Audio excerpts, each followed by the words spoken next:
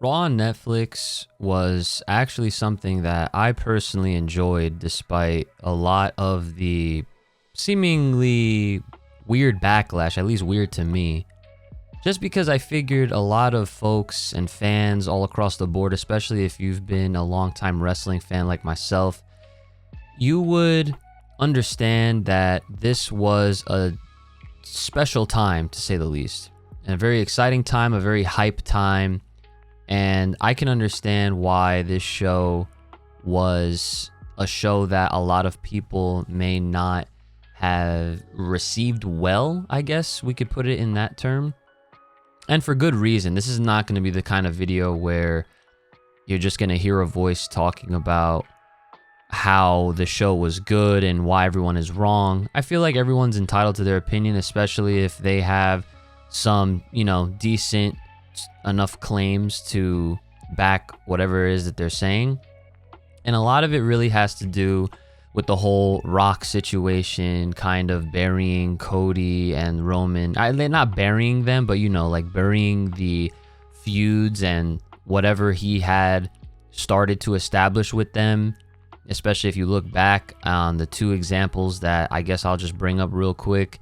Right after WrestleMania, when Cody beat Roman, Rock shared something in Cody's hand that we still don't even know what it was. And that was essentially a feud that was getting planted right then and there. And then fast forward time to Bad Blood, and then Roman and Cody had a tag match to which Rock came out, and then, he did the thing with the cutthroat, and it was teasing that he was going to come after them, but there was no follow-up. So the fact that The Rock came out on Netflix and was just like, yeah, love everybody, shout outs to everybody, shout outs to Netflix, shout outs to Cody, shout outs to Roman. I mean, I understood going into this when he was thanking everyone and their mothers that this was not the final boss.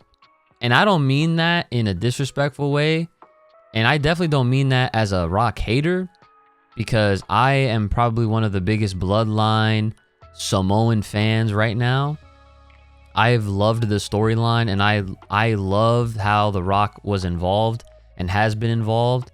And I definitely appreciate a whole hell of a lot more that he did not take it upon himself to fully commit in trying to take over Cody's spot last year, in which he rightfully earned by winning the Royal Rumble. And he then pivoted in creating the final boss character, and thus we got the cinema that we did. But coming now and seeing how this was literally a brand new era, I just figured, yeah, this show gets some sort of a pass or some sort of leeway at the very least.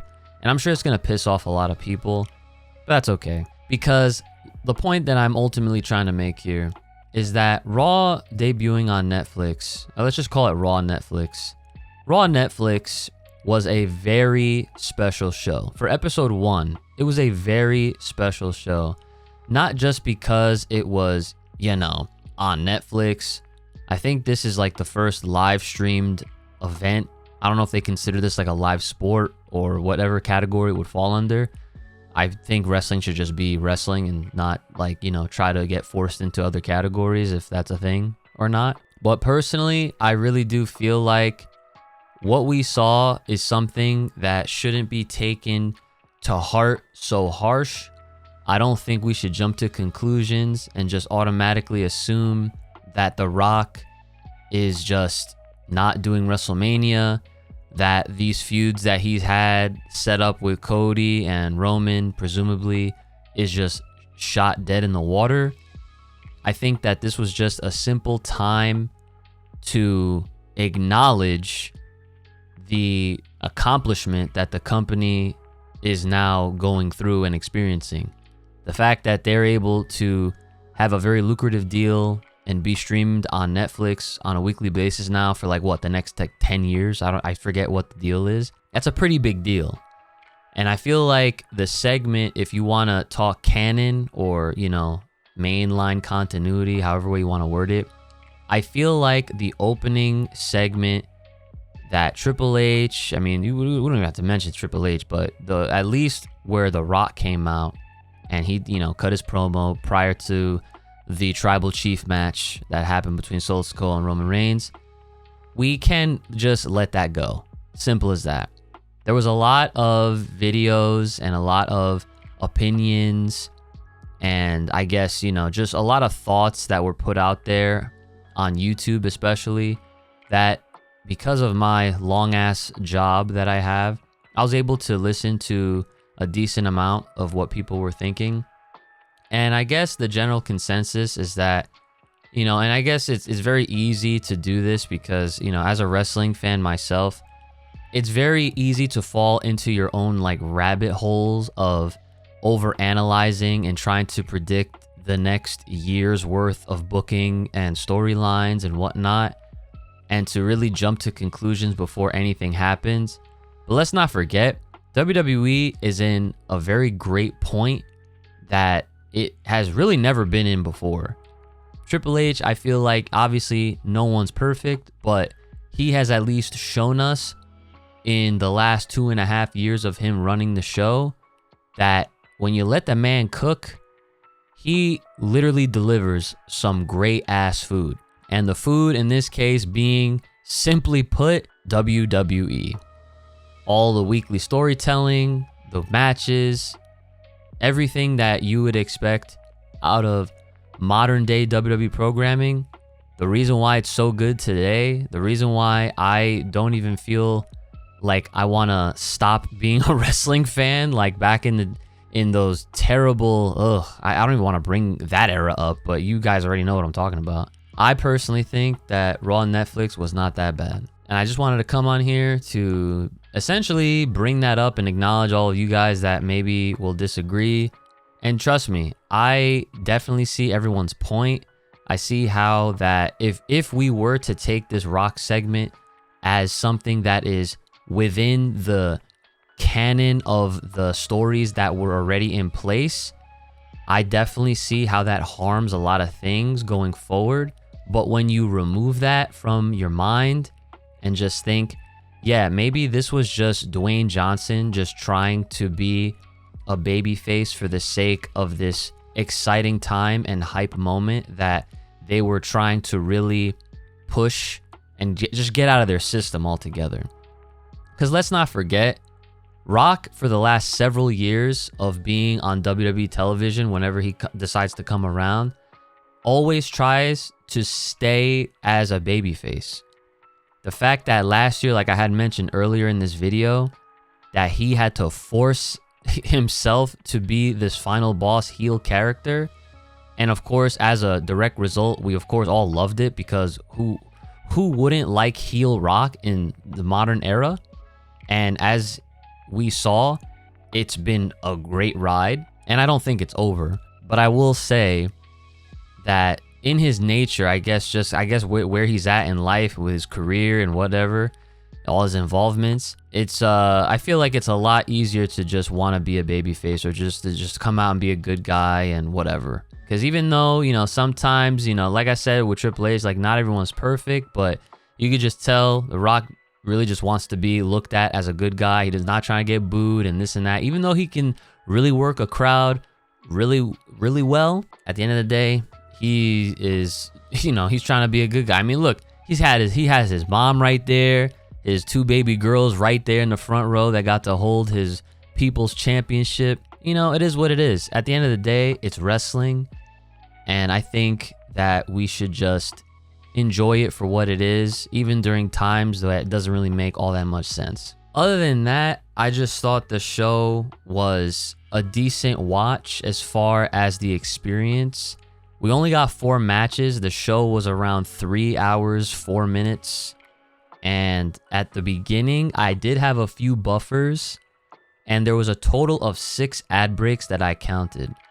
Aside from that, all the matches that we got, Roman and Solo, Liv vs. Rhea, Jay versus Drew, Seth Rollins versus CM Punk. This show, low-key, felt like it was a pay-per-view.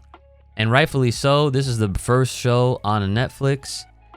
And I do wonder if going forward, if these shows are going to stay at around this 3-hour mark, and if it's just going to be like 4 matches with, you know, some in-between segments here and there, like normal wrestling programming. But the only issue that I guess I'm personally going to have is if the spotty quality continues to happen, especially during entrances and during like really exciting moments. For example, when the show started and Triple H gave his opening to the cold open, I totally missed the initial pop that The Rock got when he came out. My stream was buffering and I kind of missed that moment. And then funny enough, I also noticed that during entrances, the quality during those moments is when the quality would kind of like falter. Now, also, I'll note that I heard and seen a lot of people saying that if you're like from Canada or other parts of Europe or just in general other parts of the world, even if you have the no ads Netflix or the ads Netflix, they didn't have ads. Well, if you're in the US like me, specifically on the East Coast, we definitely got ads. So I'm wondering if VPNs actually work, but I guess we're going to really find out next week when episode 2 of Raw Netflix debuts. And just to, I guess, quickly run down all of the things that I did like about the show. John Cena segment, I'm actually really hoping that with John Cena, they handle it really well. And I hope that they make his time seem worth it and it doesn't lead to anything that's feeling empty or that leaves us feeling empty.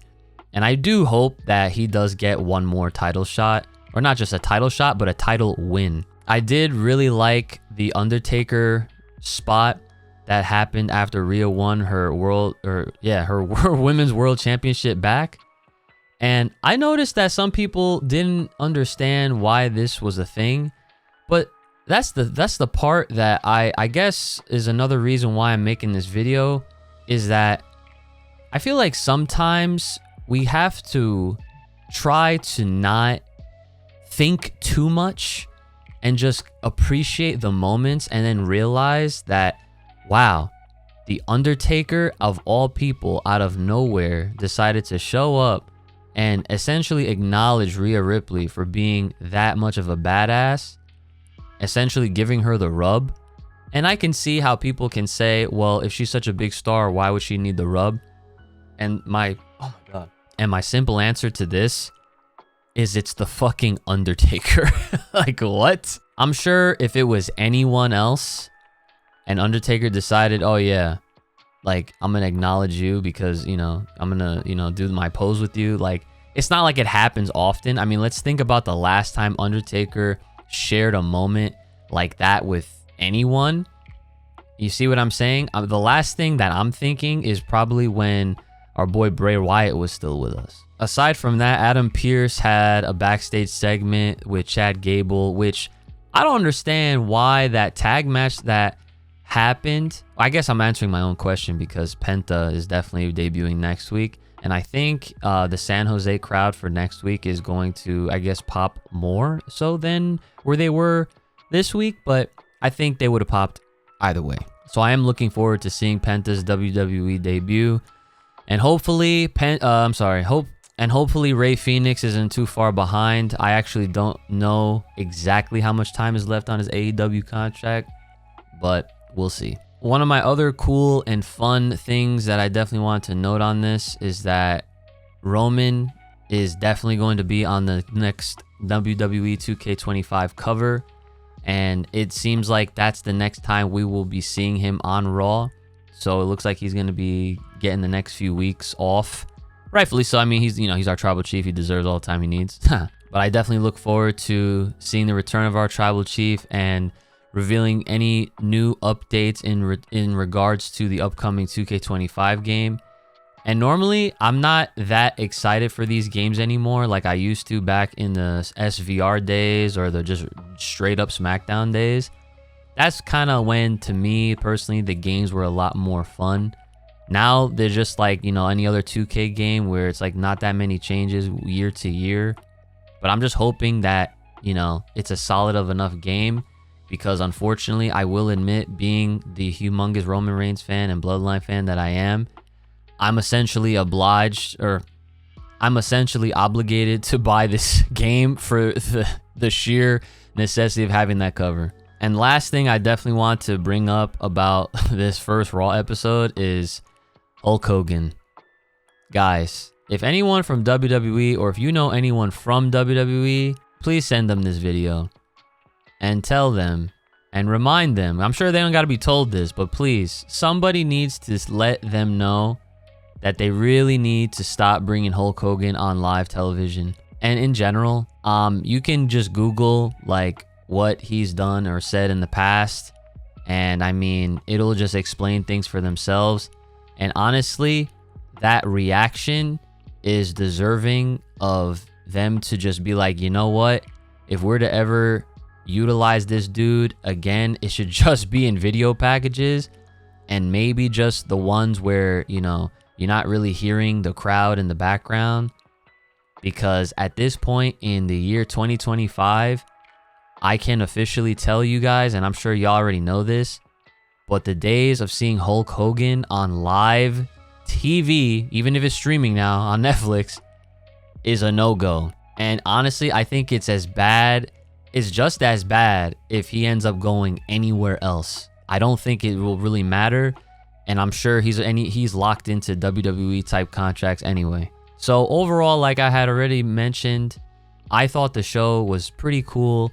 It was fun, and it was really dope to see Raw on Netflix in general. And I did like how, even though the start was a little rough with the buffering, and even with having ads, it wasn't like much of a difference from watching Raw on USA or any of the previous networks that it's been on. It felt pretty normal, and it felt like I was just watching regular TV as it is.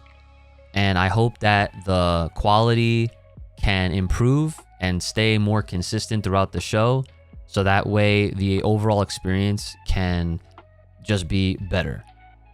But like I said, I think that the Raw show was pretty dope, and I think that the true first episode in what we can all expect going forward is starting officially next week. Now, with all that being said, I do understand some other gripes, like if this is supposed to be a show that is trying to attract new fans or a whole new audience, or to keep lapsed fans or fans that hasn't watched WWE programming in such a long time, why would we show them The Undertaker? Why would we show them The Rock?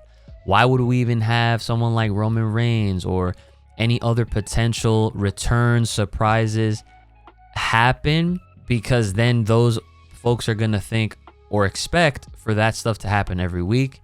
And that is a fair point. But we should already know at this day, in this day and age, we should already be well prepared that whenever they do have some sort of special event, whether it's an anniversary show or some sort of celebratory episode of Raw or SmackDown, they tend to always bring out the big guns. Doesn't matter if it's going to be on a 2-week consistency base or longer. This is literally wrestling. But either way, I do hope and anticipate the next episode and the coming episodes to being just as good, or hopefully even a little better, just because of the quality updates of the production, to be as good as what we've been getting anyway on, you know, previous networks like USA. So I hope this wasn't that hard of a listen or a view or watch, whatever. Do expect more wrestling related videos and discussions to be featured on this channel. If you've made it this far, thank you again. I just wanted to also bring up the fact that if you go back in my archives, you will see that even last year, I had a decent run with making some wrestling content, and then I kind of just fell off. But I think if I stick to a format that's similar to this, then I'll be able to at least have some sort of post-show videos of my thoughts on Raw. Hell, I'll even try to do NXT and SmackDown. And if there's anything that AEW is doing, I'll try to get my thoughts out when I can. But definitely, you know, it is hard. I will probably do some sort of like channel update to let everyone else know that, hey, I'm not just doing Dragon Ball stuff. I'm gonna try to just do anything that I can at this point, because Like I shortly mentioned earlier, I do have like a full-time job that is seemingly full lifetime, which is like 10 to 11 to 12 hours sometimes out of the day. So I won't be able to get back to my computer to do stuff for the time being. Hopefully you guys still enjoy the content, the discussions, and yeah, let's all enjoy wrestling together. I'll see you guys in the next one.